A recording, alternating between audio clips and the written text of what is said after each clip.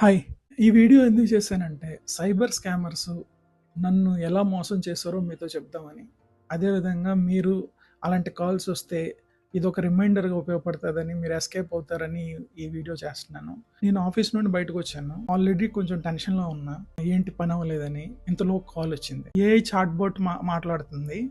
1,30,000 is deducted from your credit card అని వచ్చింది. వచ్చి to confirm the transaction press 1 అని to talk to representatives plus 2 అని వచ్చింది. This is an automated notification. A charge of $500 has been successfully processed on your credit card. So ఇమీడియట్‌గా 1,30,000 అనగానే నా mind పోయింది. ఎందుకు నేను ట్రాన్సాక్షన్ చేయలేదు. ఇదేంట్రా అని. వెంటనే 2 నొక్కాను. 2 నొక్కితే రిప్రజెంటేటివ్‌తో మాట్లాడుతున్నాను. మాట్లాడినప్పుడు ఏమైంది, వాడేమంటాడు, "సార్ ఇలా మీ క్రెడిట్ కార్డ్ నుండి ట్రాన్సాక్షన్ జరిగింది" అని. నేను చేయలేదని అన్నాను. అంటే లేదు సార్ 1,30,000 చెన్నైలో కట్ అయిందన్నాడు. చెన్నైలో కట్ అవ్వడం ఏంటి? నేను చెన్నైలో లేను అని అన్నాను. అంటే లేదు సార్ మీ పేరు మీద చెన్నైలో ఒక క్రెడిట్ కార్డ్ ఇష్యూ అయ్యింది. ఇలా మేబీ మీ ఆధార్ ఏమైనా మిస్ అయితే ఎవరైనా మిస్‌యూజ్ చేశారేమో అని అన్నాడు. అంటే నేను మెసేజెస్ చూశాను. మెసేజ్ నాకేమి కట్ అయిన ట్రాన్సాక్షన్ నాకు రాలేదే అని అడిగాను. అడిగితేనేమోచ్చి లేదు సార్ 2 నంబర్స్ ఇచ్చారు.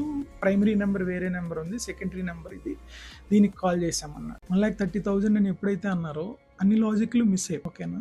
సో తర్వాత ఏమన్నానంటే వాడేమన్నాడు, బ్యాంక్ వాడేమన్నాడు, ఆడు సార్ రిప్రజెంటేటివ్ కనెక్ట్ చేస్తాను బ్యాంక్ రిప్రజెంటేటివ్ కంటే కనెక్ట్ చేయి అన్నాను. కనెక్ట్ చేస్తే వాడంటాడు ఎఫ్ఐఆర్ ఫైల్ చేయాలి సార్ మీరు ఎక్కడైతే క్రెడిట్ కార్డ్ ఇష్యూ అయిందో ఆ బ్యాంక్ నియర్ బై స్టేషన్‌లో ఎఫ్ఐఆర్ ఫైల్ చేయాలన్నారు. అయితే నేను నేను ఎక్కడైతే ఉంటున్నానో అక్కడ ఇష్యూ చేయలేదు, వేరే స్టేట్‌లో ఇష్యూ అయ్యిందని నేను అంటే ఆ బ్రాంచ్ డీటెయిల్స్ ఇచ్చాను. చూసారా మైండ్ బ్లాక్ అయిపోయింది.